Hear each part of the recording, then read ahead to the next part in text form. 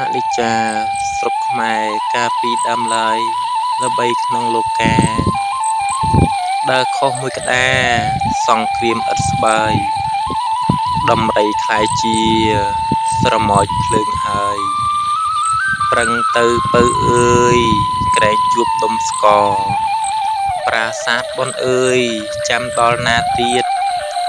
ផុសមកជួយជាតិខ្ញុំសូមអង្វរឲ្យខ្ញុំកាត់ទន់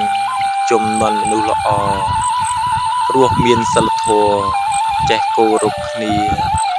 សូមភ្នំដងរែកដែលមានបារមីជួយថែដែនដីដែលមានតម្លៃ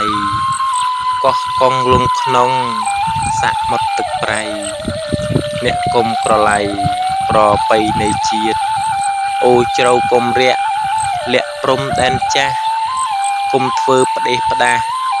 ឲ្យព្រំចាក់ឃ្លាតប៉យប៉ែតសុំអ្នកគុំនាំវិវាទរក្សាធម្មជាតិព្រៃចែកទឹកដីបៃលិនត្បូងពេជ្រលងលិចដល់បាតតើលោកយាយយ៉ាតកំពុងធ្វើអ្វីសូមឲ្យដូនពេញបញ្ចេញរស្មី